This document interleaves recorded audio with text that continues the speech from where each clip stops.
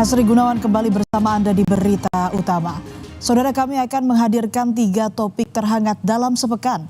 Mulai dari warga Pati tolak kenaikan pajak bumi dan bangunan perdesaan dan perkotaan atau PBB P2 mencapai 250%. Ada juga topik seorang ojol perempuan tewas usai menjanjikan pekerjaan kepada rekan seprofesinya. Hingga bendera anime One Piece yang sempat dilarang berkibar jelang Hari Raya atau Hari Kemerdekaan Republik Indonesia. Kita ke topik pertama, saudara. Warga Pati, Jawa Tengah dibuat gusar dan pusing 7 keliling. Di tengah situasi ekonomi yang serba sulit, Bupati Pati, Sudewo, memutuskan menaikkan pajak bumi dan bangunan, perdesaan dan perkotaan atau PBB P2. Tak tanggung-tanggung, angka kenaikannya mencapai 250%. Kenaikan pajak ini menyulut amarah warga. Seruan bagi warga Pati untuk turun ke jalan secara besar-besaran digaungkan. Tujuannya satu, menolak kenaikan pajak 250%. Aksi unjuk rasa warga Pati menolak kenaikan pajak 250% rencananya digelar di alun-alun pada 13 Agustus 2025. Banyak donasi mengalir untuk mendukung aksi unjuk rasa warga Pati. Ini menunjukkan aksi ini serius, bukan sekadar gertak sambal belaka dari warga. Namun melihat gejolak di tengah warga ini, Bupati Sudewo bukannya gentar, saudara, melainkan balik menantang warga yang akan berdemo dan bersikukuh tetap melaksanakan. Lakukan. Jangan hanya 5.000 orang, 50.000 orang disuruh ngerahkan. Saya tidak akan gentar, saya tidak akan merubah keputusan. Tetap maju kalau ada pihak-pihak yang mau demo silakan. Saya tidak akan gentar, tidak akan mundur satu arah. Yang saya lakukan adalah yang terbaik untuk pembangunan Kabupaten Pati. Ketegangan dan adu mulut antara warga dengan Satpol PP tak terhindarkan. Warga berusaha melawan dan bertahan saat Satpol PP membubarkan dan akan menyita logistik di posko donasi. Menurut Satpol PP, pembubaran ini dilakukan karena keberadaan posko donasi mengganggu ketertiban umum. Sementara warga menyebut jika posko ini didirikan sudah melalui izin dan sepengetahuan polisi. Ya, dan kita memprotes tindakan tersebut karena apa? Karena kita sudah memberi surat pemberitahuan aksi penggalangan donasi untuk demo 13 Agustus. Suratnya sudah kita kirim ke Pak Kapolres, sudah kirim ke Pak Bupati. Kita sebagai masyarakat, ya intinya tindakan tersebut arogan lah, semena-mena. Karena ini sumbangan dari masyarakat Kabupaten Pati, itu amanah untuk kita. Tak terima barang donasi di sana, masa pun menggeruduk kantor Satpol PP Pati. Di sini lagi-lagi adu mulut terjadi antar warga dan petugas. Sampai dengan sekarang dari pihak Pemda sama sekali nggak membalas. Masa memaksa masuk ke kantor untuk bertemu kepala Satpol PP, namun dihalau polisi. PLT Sekda Pati kemudian menemui masa menjelaskan alasan pembubaran posko. Setelah negosiasi panjang, pihak Satpol PP Pati berjanji akan mengembalikan barang donasi ke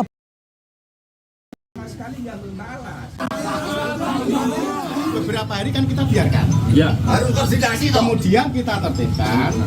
Nanti untuk acara boyong dan selanjutnya acara HUT hari jadi Pati. Sebentar.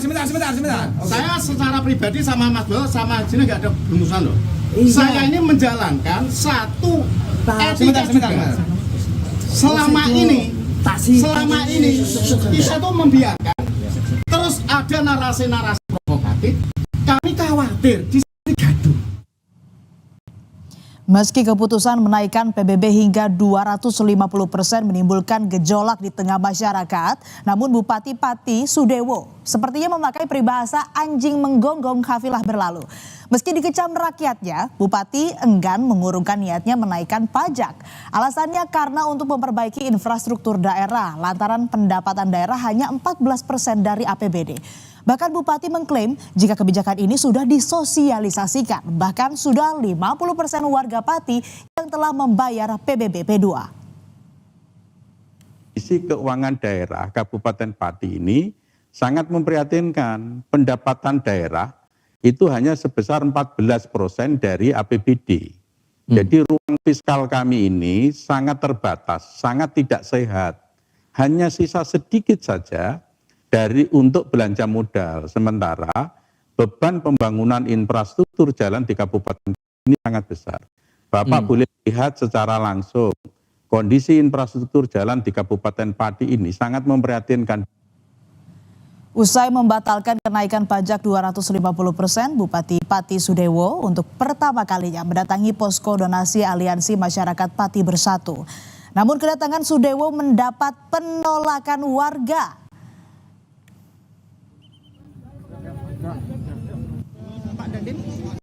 Kedatangan Bupati Sudewo untuk berdialog ternyata tak disambut baik oleh warga. Bupati Sudewo kembali menekankan pada warga kalau kebijakan kenaikan PBB sudah dibatalkan. Dengan pengawalan ketat, Sudewo akhirnya meninggalkan posko.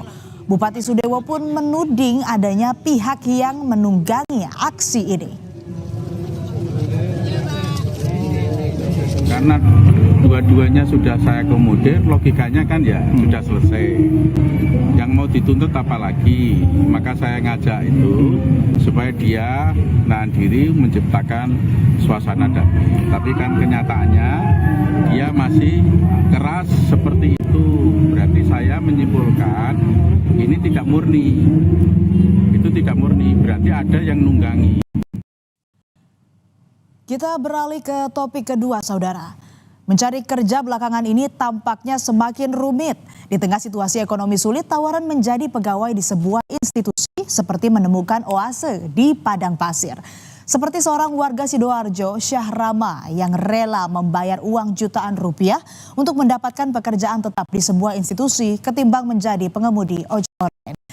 Namun siapa sangka Syahrama justru membunuh perempuan yang menjanjikan ia pekerjaan tersebut. Lalu apa yang melatar belakangi pelaku tega membunuh temannya yang juga pengemudi ojek online? Peristiwa ini, saudara, bermula saat perempuan bernama Sevi Ayu Claudia pelaku menjadi pegawai negeri sipil dengan syarat membayar uang senilai 5 juta rupiah. Pelaku rela mengurus tabungannya untuk menyanggupi syarat yang diminta rekan seprofesinya sebagai pengemudi ojek online. Angan-angan mendapat penghasilan tetap sebagai PNS hingga uang pensiun di masa tua sudah di depan mata. Kabar baik yang dijanjikan Sevi Ayu tak kunjung datang hingga pelaku gelap mata dan menghabisi nyawa korban. Sebuah kardus berisi jasad perempuan ditemukan seorang warga di semak belukar di pinggir jalan di Desa Banyu Urip, Kedamean, Gresik, Jawa Timur pada 27 Juli lalu. Tim Inafis Satreskrim Polres Gresik langsung membawa jenazah tersebut ke RSUD Ibnu Sina Gresik untuk dilakukan otopsi. Belakang diketahui korban merupakan Sevi Ayu Claudia, warga Pecantingan Sidoarjo yang sehari-harinya dikenal sebagai pengemudi ojek online.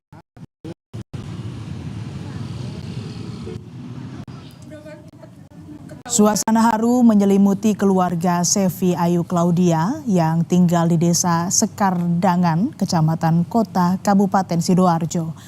Sumayyah, ibu korban, masih tak menyangka jasad perempuan yang ditemukan terbungkus kardus adalah jasad anaknya.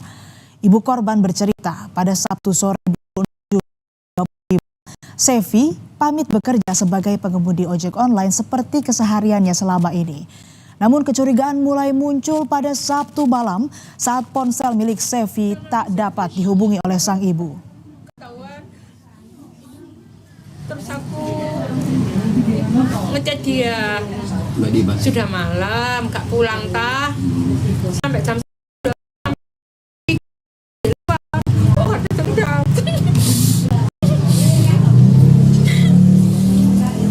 sampai pagi.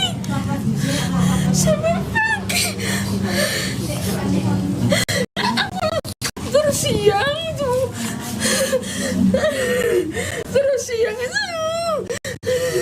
ada orang yang beramai, aku nggak tahu. Polisi menjelaskan bahwa pelaku nekat membunuh korban karena tak kunjung mendapatkan pekerjaan sebagaimana yang dijanjikan korban. Padahal pelaku telah menyetor uang ke korban sebesar 5 juta rupiah. Pelaku pun sempat meminta uangnya dikembalikan, tapi tak kunjung diberikan oleh korban. Kemudian karena tidak masuk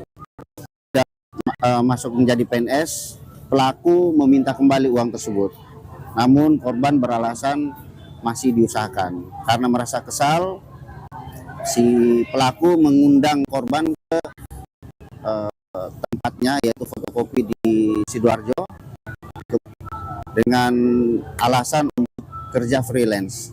Nah, sampai di TKP, kemudian korban dipukul oleh tersangka sampai meninggal dunia. Dan topik terakhir adalah polemik bendera bajak laut ala anime One Piece. 17 Agustus nanti Republik Indonesia genap berusia 80 tahun. Namun ada yang berbeda saudara jelang peringatan ulang tahun kemerdekaan kali ini. Rupanya tidak hanya bendera merah putih ataupun pernak-pernik dengan warna senada yang menghiasi di berbagai tempat. Goldie Roger atau bendera bajak laut ala anime One Piece turut muncul di berbagai daerah.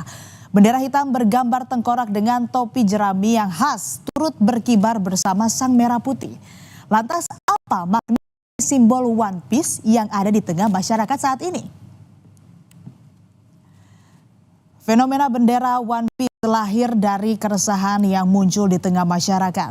Kehidupan ekonomi yang kian berat salah satunya. Sulit mencari kerja, PHK di mana-mana, serta kenaikan upah yang tak signifikan jadi pemicu. Belum lagi harga kebutuhan pokok yang membengkak, serta kebijakan pajak yang mencekik membuat kehidupan masyarakat kian sulit. Padatnya job fair yang digelar jadi gambaran belum cukupnya lapangan kerja yang tersedia. Mereka harus berdesakan dan berjibaku bersaing dengan ribuan kerja lainnya. Di sisi lain, saudara, bayang-bayang pemutusan hubungan kerja atau PHK juga dialami mereka yang memiliki pekerjaan. Efisiensi perusahaan hingga kerugian yang dialami perusahaan jadi alasannya. Di beberapa daerah, bendera One Piece banyak digunakan dan tentunya ada beragam alasan yang melatar belakangi. Di Pelabuhan Ketapang, Banyuwangi, bendera One Piece dipasang di truk yang mengantre saat menyeberang. Bendera One Piece dipasang sebagai bentuk rasa kecewa atas situasi yang mereka alami saat itu. Pengemudi truk protes lantaran tertahan berhari-hari di pelabuhan tanpa ada kepastian kapan bisa diberangkatkan. Mereka menuntut ada perbaikan dari pengelola pelabuhan. Menurut saya ini protes dari karena saya rasa sih untuk sila kelima sudah tidak ada bagi rakyat kecil. Mudah-mudahan segera diperbaikilah kayak gini. Kapal-kapal juga yang sudah tidak layak harus diperbarui. Kalau bisa ya nambah unit kapal baru supaya penyeberangan ini bisa lancar.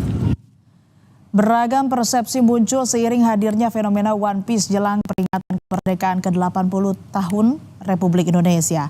Ada yang menyebut itu hanyalah sekadar ekspresi keresahan masyarakat atas situasi negeri yang sedang tidak baik-baik saja. Namun ada pula yang menilai saudara pemasangan bendera itu tidak sepantasnya dilakukan hingga kehadirannya di berbagai wilayah sepatutnya dilarang aparat keamanan. Seorang warga di Kota Tegal, Jawa Tengah diminta aparat kelurahan dan polsek setempat mencopot bendera One Piece yang dipasangnya. Bendera yang dipasang di atas bengkel berkibar di bagian bawah bendera merah putih dan bendera Palestina. Bendera tersebut kemudian diamankan petugas.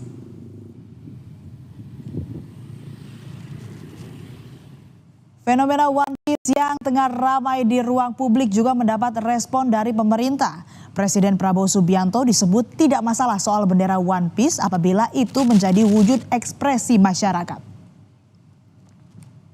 Saya mau ulangin lagi, Presiden pernyataannya mengatakan nggak apa-apa itu ekspresi publik. Tolong dibedakan dengan statement-statement yang lain. Kalau Presiden itu sangat mengapresiasi ekspresi dari anak muda, jadi no problem.